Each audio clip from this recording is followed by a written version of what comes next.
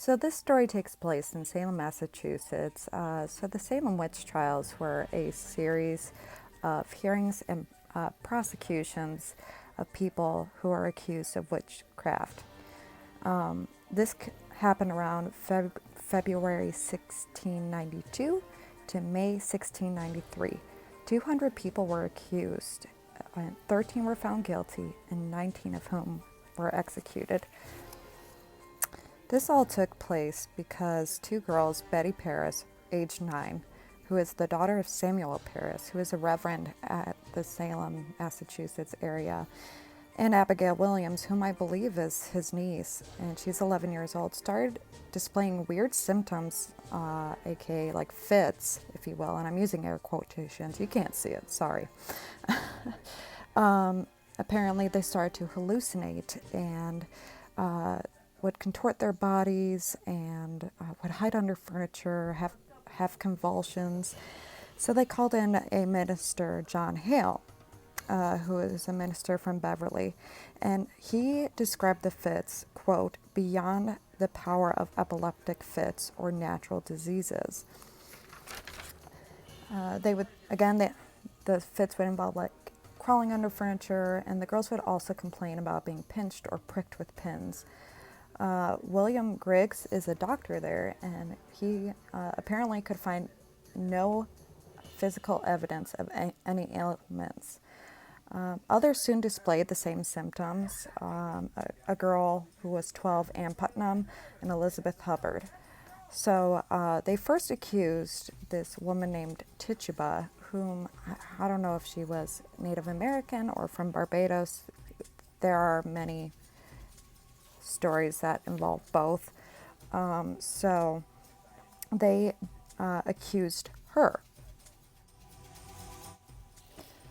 Tituba was a slave to Samuel Paris, as we mentioned earlier. She is a pivotal figure in this whole thing.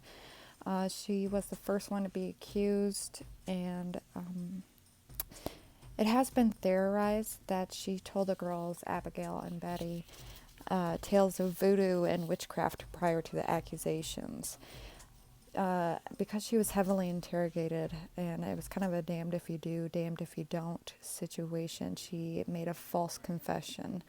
But she also accused two other people, Sarah Good and Sarah Osborne.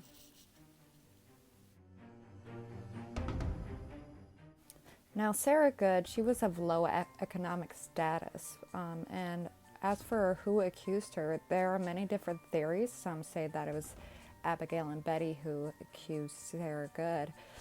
They claimed that she sent her spirit out while they were sleeping, and her spirit bit and attacked these girls while they slept. But for the sake of the story that we are on, we'll just say it was Tituba, because that is one of the theories as well. Again, she was of low economic status due to her husband. And she was kind of known as a beggar, and she was also accused by her neighbors during the trial of witchcraft, because she was a woman who spoke her mind and really challenged the ways of the Puritans and spoke out against it. Like the other two, Sarah Osborne was also accused of witchcraft, and just like the other two as well, she was considered to be a social outcast. She remarried to an indentured servant, so this kind of blackened her name in the community, and she was looked down upon. Things that contributed to people accusing her of witchcraft was she didn't attend church for 3 years. However, she was dealing with a long-term illness, and she was also dealing with legal issues with none other than the Putnam family. Now, the Putnam family might sound familiar because Ann Putnam was one of the girls who was said to be bewitched. It wasn't uncommon during this time for there to be a lot of civil disputes that eventually would lead into full-fledged fights. Usually it would be over property or land.